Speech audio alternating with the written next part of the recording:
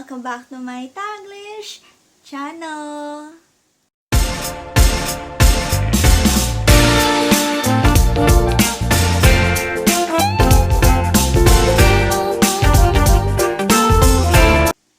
Hi guys! How are you all on either side of the universe? So guys, today's video, I'm gonna do unboxing my latest small but mighty, the latest DJI Mini 2. So guys, we will find out what's inside of this box. So what are we waiting for?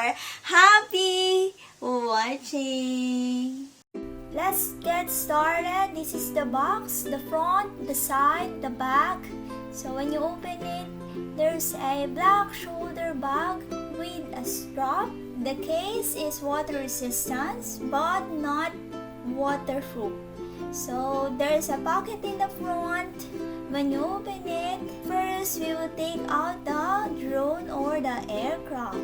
This is the drone, the top view, the front view, the side view, and the back view plus the bottom view. So the drone or the aircraft is just as big as the Skyplex.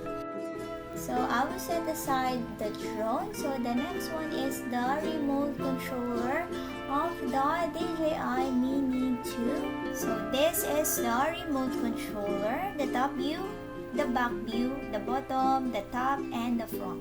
So we need to take out the two joysticks to the bottom and attach to the front. So this is the left, this is the right, and here we go. So I will set aside the remote controller and we'll find out what inside of this black box. So the black box consists of this is the two-way charging hub. So convenient charging of 3 batteries in sequence can be used as a charging hub and a power bank to charge external devices. So as you can see, this is the battery. So this is the two-way charging hub. The next one is the wall adapter plus the USB-C cable and the RC cable. So I will set aside this black box. The next one is the documentation or the manuals. When you open the manuals, you will see the quick start guide for the DJI Mini 2. So the next one is the one screwdriver, spare propellers, 3 pair, 1, 2, and 3, and a spare control sticks. Here I am expanding the mobile phone holder.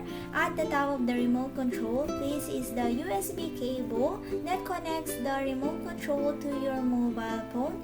The USB cable comes in 3 types: micro USB, USB-C, and lightning connector.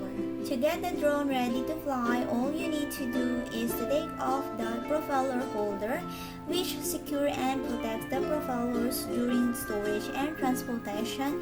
The next step is swing out the forward and rear arms of the Mini 2. Although we swing out the forward and rear arms of the drone is just big as the size of the Skyflex.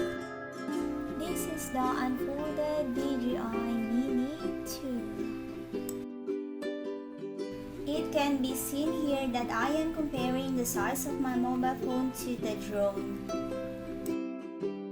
So that's it guys, that's unboxing my latest DJI Mini 2. So I will put in the description box down below what's the specs of the latest DJI Mini 2 guys.